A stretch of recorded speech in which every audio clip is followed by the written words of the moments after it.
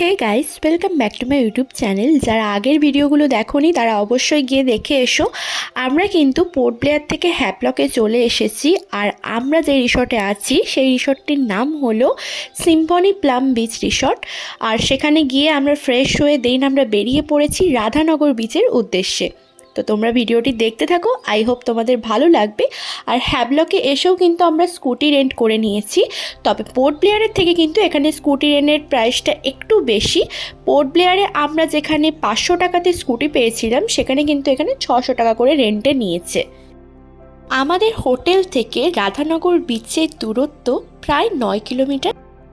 রাধানগর সমুদ্র সৈকত এশিয়ার অন্যতম সুন্দর সমুদ্র সৈকত নামে পরিচিত। মন ছুঁয়ে যাওয়া সূর্যাস্ত এবং সূর্য উদয়ের জন্য বিখ্যাত কিন্তু রাধানগর বিচ। কিন্তু আমরা যেহেতু সূর্য উদয়টা দেখতে পারিনি, তাই আমরা এখনই বেরিয়ে পড়েছি। এখন হাতে প্রায় ওই 10টা সাড়ে 10টার মতো টাইম। আমরা এখন বেরিয়ে পড়েছি রাধানগর বিচের উদ্দেশ্যে। আর এখানের রাস্তাঘাট কিন্তু খুবই সুন্দর, তোমরা দেখতেই পারছো। পুরো মনে হচ্ছে পাহাড়ি পথ দিয়ে আমরা এগিয়ে চলেছি। তবে এখানে বলে রাখি, রাধানগর বিচটি কিন্তু স্বচ্ছ জল এবং আদিম সাদাবালির জন্য কিন্তু বিখ্যাত এই রাধানগর বিচ। ব্লকে এসে যারা স্কুটি রেন্ট করবেন না ভাবছেন, ধরুন যারা ফ্যামিলির সাথে এসেছেন তারা কিন্তু এখানে অটোতে করেও ঘুরতে পারেন, আবার 4 হুইলারে করেও ঘুরতে পারেন, সেটা আপনাদের মতামত।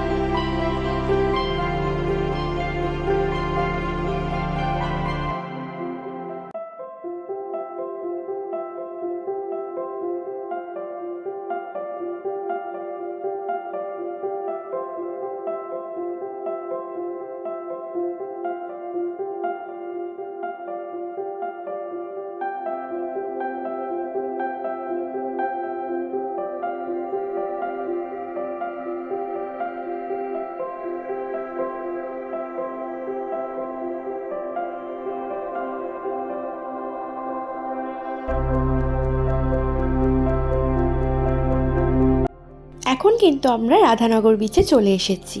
তো এরপরে আমরা আমাদের গাড়িটি পার্কিং করে চলে যাব রাধানগর বিচে। এখানে কিন্তু আপনারা অনেক ধরনের দোকান পেয়ে যাবেন। তার সাথে সাথে এই বিচটিতে কিন্তু আপনারা স্নান করতে পারবেন।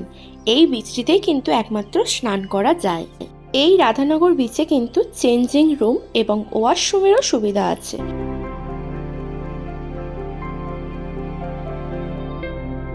চলুন, আমরা কিন্তু এখন বিচের একদম সামনে চলে এসেছি। এরপরে আমরা কিন্তু যাচ্ছি একদম সমুদ্র সৈকতে। তো আপনারা দেখতে থাকুন, আশা করছি আপনাদের ভালো লাগবে।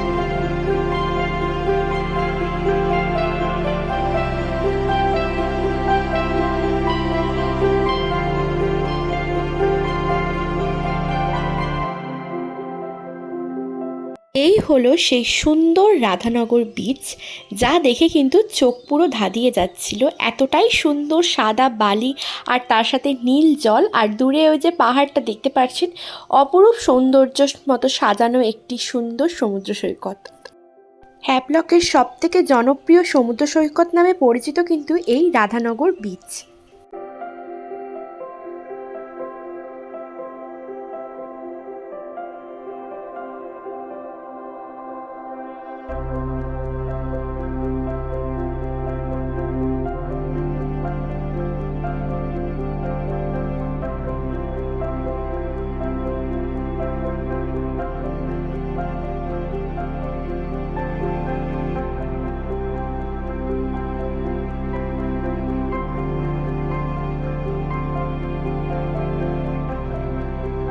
চলুন, আমাদের ঘোরাঘুরি প্রায় হয়ে গিয়েছে। এরপরে আমরা হোটেলে ফিরে যাব। তার আগে আমরা কোথাও একটু লাঞ্চ করে নেব। আর এই দেখুন, এখানে কিন্তু খুব সুন্দর বসারও জায়গা আছে। আপনারা যারা ভাবছেন যে এখানে এসে সুন্দর টাইম কাটাবেন, তারা কিন্তু অবশ্যই আসতে পারেন। বিকেলের দিকে সূর্যাস্তের সময় কিন্তু এখানে খুব ভালো লাগবে এলে।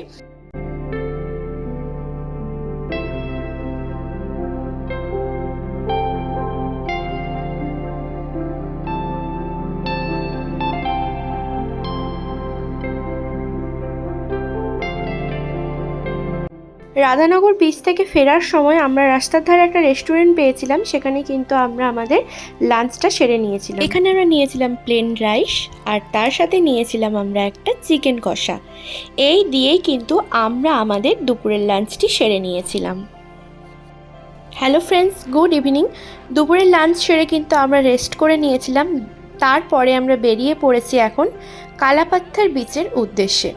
আমরা যেই রিসর্টে আছি সেখান থেকে কিন্তু কালাপাত্থার বিচটি খুবই সামনে, প্রায় 3 কিলোমিটার দূরে অবস্থিত এই কালাপাত্থার বিচটি। তো চলুন দেখতে থাকুন, আশা করছি আপনাদের ভালো লাগবে। এই কালাপাত্থার বিচটি হ্যাপলক দ্বীপের এক কোণে অবস্থিত। কালাপাত্থার বিচ যাওয়ার সময় আপনারা দেখতে পারবেন আপনাদের একপাশে সমুদ্র সৈকত, তার সাথে সাথে কিন্তু পুরো জঙ্গলে ঘেরা একটি পথ। এই পথটি খুবই সুন্দর, দেখতেই পারছেন, পুরো জঙ্গলে ঘেরা, আর তার সাথে সাথে কিন্তু এক বাঁ দিকে কিন্তু সমুদ্র সৈকত। তো আমরা কথা বলতে বলতে কিন্তু এখন চলে এসেছি এই কালাপাত্থার বিচে।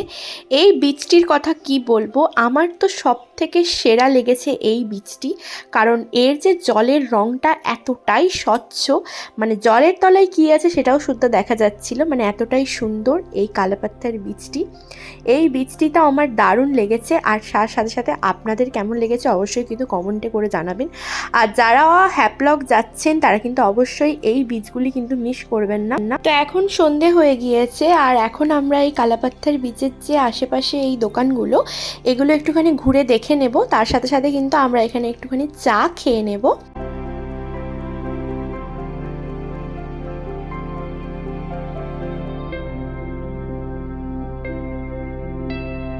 চলুন এরপরে এই দোকানগুলোতে কি কি পাওয়া যাচ্ছে সেগুলো একটু আপনাদের সাথে শেয়ার করে নিই।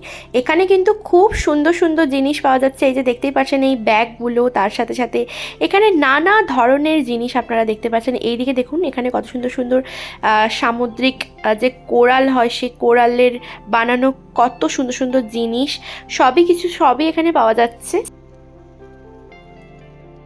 এরপরে আমরা আমাদের রিসর্টে ফিরে এসেছি, আর আমাদের যেহেতু এটা বিচ রিসর্ট, তাই জন্য কিন্তু আমরা এখন চলে এসেছি একদম এই বিচে।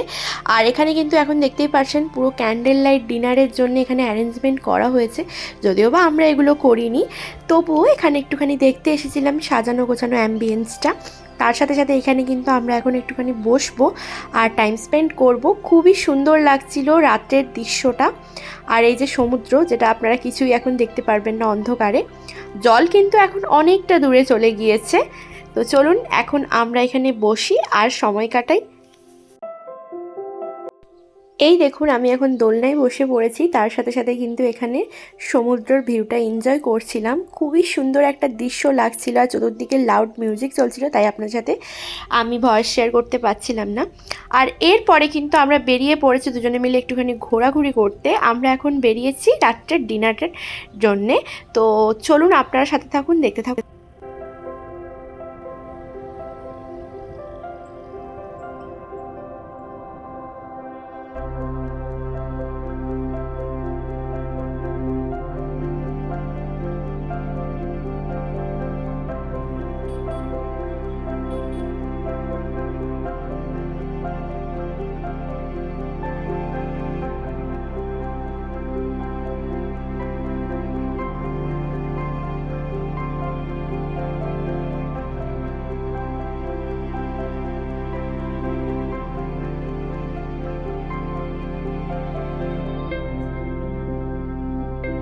খোঁজাখুঁজি করার পরে আমরা এখন চলে এসেছি একটা রেস্টুরেন্টে। তো এখানেই ভাবছি আমরা রাতে ডিনারটা করে নেব। তার সাথে সাথে এখানে দেখতেই পারছেন অনেক ধরনের মাছ সাজানো ছিল, যেগুলো আপনারা কিন্তু ট্রাই করতে পারেন, যদিও বা আমি ট্রাই করিনি। তো চলুন এরপরে কি অর্ডার করছি না করছি আপনারা দেখতে থাকুন।